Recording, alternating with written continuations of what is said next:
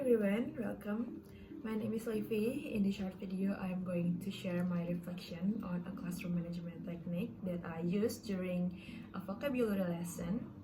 The technique I want to focus on is giving clear instruction supported by demonstration and instruction checking questions or ICQs. This technique is part of the task cycle, especially in the stage called set the task. So before students start their activity, it is very important to make sure that they are completely clear about what to do, because if instructions are not clear, they easily can get confused and lose focus. To avoid this, I always make sure I have all students' attention, break down instructions step by step, use simple language with imperative sentences, show the worksheet to the class while pointing at the task, demonstrate one example together, and the last one, ask about ICQs, such as, do you work alone or in pairs, or do you have minutes to finish all the tasks, or etc. For example, in my vocabulary lesson, students worked on a gap fill activity where they have to choose the correct word to complete sentences. I used this clear instruction technique at the beginning of the activity because I think this is the most critical moment where students need to know exactly what is expected. I decided to use demonstration by completing the first example together with the class. Then I asked 2 ICQs to check their understanding before handing out the worksheets.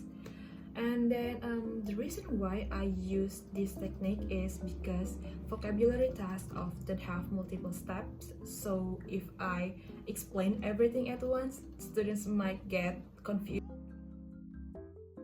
While students were on the task, my role shifted to monitoring. I checked if students were on the task and following the instructions correctly.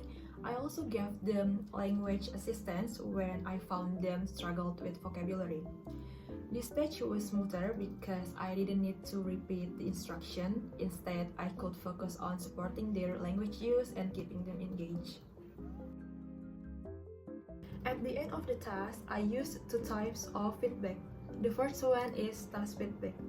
I asked students to compare their answer in pair before I checked with the whole class. This gave them confidence to share because they had already discussed with a partner. The second one is language feedback. I wrote down some common errors during monitoring, and then I put these sentences on the board and asked students to correct them together. As a result, students were not only be able to complete tasks, but they also reflected their language use and learned from their mistakes. In conclusion, the classroom management technique of clear instruction with demonstration and ICQs was very effective as part of the full task cycle. I used it at the set the task to prevent confusion.